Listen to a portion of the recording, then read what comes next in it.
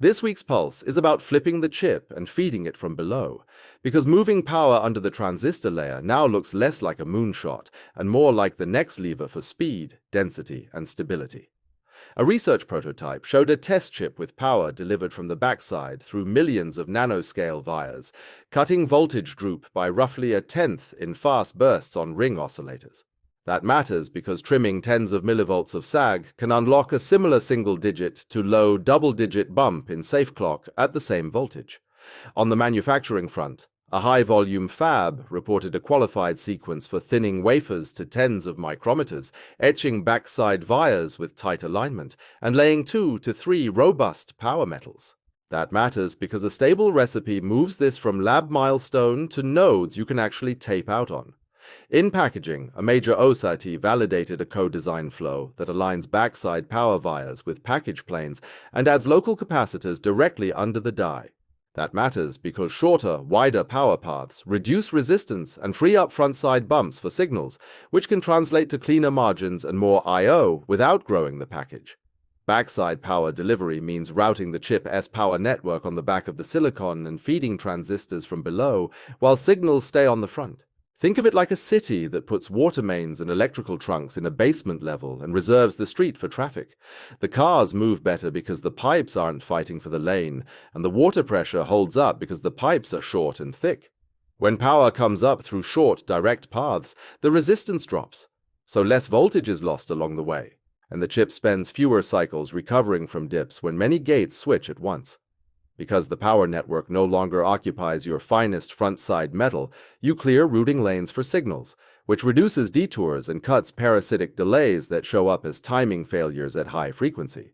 And when droop is lower, on-die regulators work inside a calmer envelope, so transient guard bands can shrink, which is how you turn quieter power into usable performance headroom. For people tuning performance, the near-term effect is frequency headroom without raising nominal voltage, which is valuable in thermal-limited designs that already run close to their cooling budget. For teams chasing density, moving power off the front frees precious tracks in the tightest metal layers, which can let standard cells shrink or allow more complex blocks to route cleanly at a given area. For builders watching yield, there is a two-sided story. More steps and new materials can dent early wafer yield, but improved power integrity can lift parametric yield by pulling borderline parts back into spec. The next question is how it works in practice, because the interconnect is now the bottleneck as transistors scale faster than wires. Traditional front-side power rails snake across thin metals and climb resistive stacks to reach the devices, so current pays a toll in every crowded segment, and the toll rises as wires get narrower. Backside delivery punches nanoscale vias directly to the source, and drain regions and fans outpower on thick metals beneath, which cuts path length and resistance while keeping signal layers unobstructed. In short bursts where billions of gates toggle together, that shorter path can keep the voltage within guard bands, which means fewer false timing errors and less need to overmargin your clocks. There are practical caveats, and they start with process complexity, because you must thin the wafer, etch deep, narrow holes with tight alignment, deposit reliable metals, and protect devices from damage. Thermals still count, because feeding power from below does not remove heat. So you must model how backside metals share space with heat paths and ensure the package can pull energy out efficiently. Design flows also need updates, since sign-off tools must understand two power networks, new via rules, and different failure modes, and libraries need cells that expect power from below. Even so, the direction is clear because the interconnect is hitting scaling limits, and resistance in the finest wires is rising faster than the devices are shrinking. That is the core driver. Front-side congestion and wire resistance now limit performance and energy more than transistor speed.